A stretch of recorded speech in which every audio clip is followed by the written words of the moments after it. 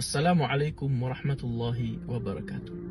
Mami na mahal kong kapatid sa pananampalatayang Islam, ang ating mahal na propeta Muhammad sallallahu alaihi wasallam, siya na ang pinakamadalas na gumugunita o nag-aalala kay Allah subhanahu wa ta'ala. At siya rin ang pinakamadalas na nananalangin kay Allah subhanahu wa ta'ala. Kaya naman, tinuruan niya tayo ng maraming mga adkar o mga panalangin. At itinuro niya sa atin ang mga oras o ang mga panahon na kung saan mas higit na katanggap-tanggap dito ang ating mga panalangin.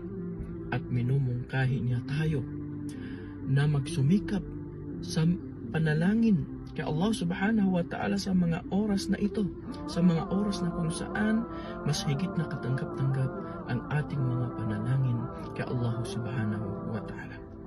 Ayon sa hadith na iniulat ni Imam Bukhari, sinabi ng ating mahal na propeta Muhammad sallallahu alaihi wasallam, sino mang nagising sa gabi at siya ay nagsabi, La ilaha illallah wahdahu la sharika lah, lahul mulku wa lahul hamdu wa huwa ala kulli shay'in qadir, alhamdulillah wa subhanallah wa la ilaha illallah wallahu akbar wala hawla wala quwwata illa billah.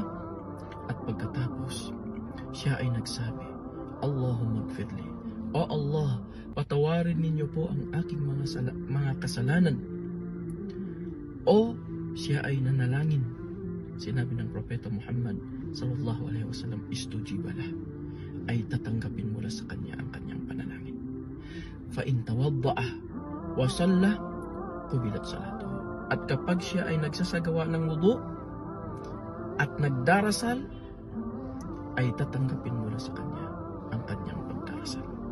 Mami na mahal kong kapatid sa pananampalatayang Islam, kapag narinig natin at nabasa ang mga ganitong hadith ng ating mahal na propeta Muhammad sallallahu alaihi wasallam, samantalahin po natin ang mga ganitong pagkakataon upang tayo ay pangalagaan ni Allah subhanahu wa ta'ala at makamit ang mga kabutihan at pagpapala ni Allah subhanahu wa ta'ala sa mundong ito at sa kabilang buhay. Walhamdulillahi rabbil alamin. Wassalamu alaikum warahmatullahi wabarakatuh.